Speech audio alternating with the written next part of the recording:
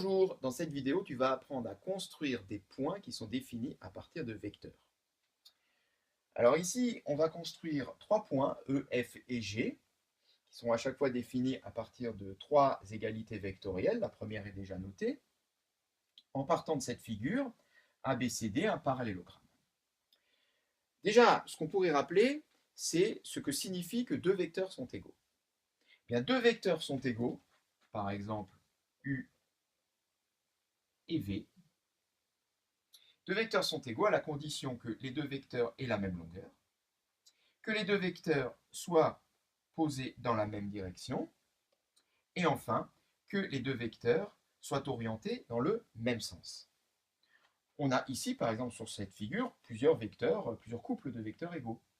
Bien, le vecteur AB est égal au vecteur DC. Les longueurs sont égales, les droites sont parallèles, donc même direction, on va de A vers B et de D vers C. Il y en a d'autres, par exemple AD et BC sont aussi des vecteurs égaux. Pour construire le point E, on nous dit que DE égale à BC. Bon, avec DE, pour l'instant, je ne peux rien faire. Par contre, BC est totalement défini sur ma figure. BC, c'est le vecteur, donc on va repasser en vert. C'est le vecteur qui va de B vers C suivant. Voilà le vecteur BC. Eh bien, ce vecteur BC est égal au vecteur DE. Comment placer le point E de façon à ce que BC soit égal à DE? Alors, quand je lis DE, je lis D ici.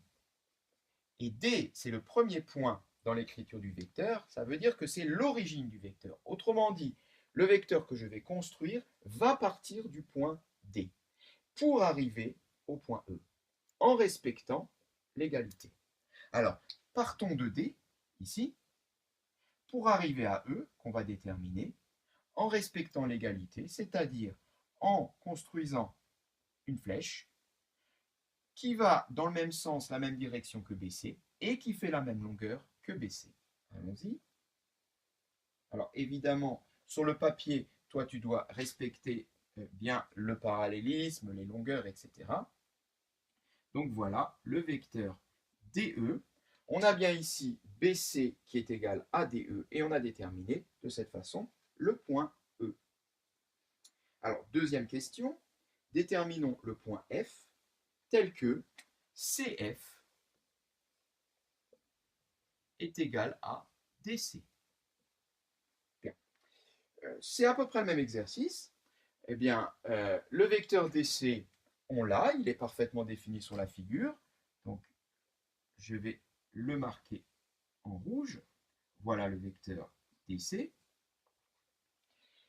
Et le vecteur CF doit être égal au vecteur DC. Comment construire le point F dans ce cas-là?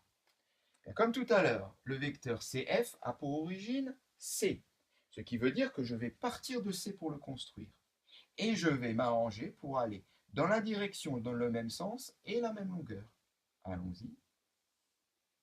Même direction, même sens, même longueur. Et j'arrive sur le point F.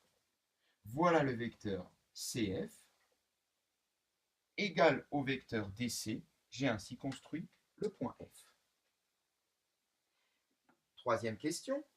Construire le point G tel que GA est égal à BC. Bon, eh bien, on retrouve notre vecteur BC de tout à l'heure, qui est donc ici. Et on voudrait donc construire un vecteur GA d'origine G. Et le problème, c'est que là, je ne sais pas d'où je dois partir, puisque le point G, c'est celui qu'on veut construire. Donc, je ne peux pas me dire, je vais me placer ici pour commencer ma construction. Je ne sais pas où elle se trouve. Par contre, je connais l'extrémité du vecteur, le point A. C'est-à-dire, je connais là où on met le bout de la flèche. Il est là. Et donc, je dois arriver à construire un vecteur GA qui est égal à BC, c'est-à-dire un vecteur où le bout de la flèche est ici. Eh bien, je vais le construire de cette manière-là. Je vais m'arranger de la même façon pour avoir le parallélisme, la même direction, la même longueur, et le même sens, oui, en plaçant le bout de la flèche en A, et donc nécessairement l'origine de l'autre extrémité, le point G. Et voilà donc notre vecteur GA, qui est bien égal au vecteur BC, qui respecte donc l'égalité demandée. On a construit nos 3 points E, F et G. Voilà, la séquence est terminée.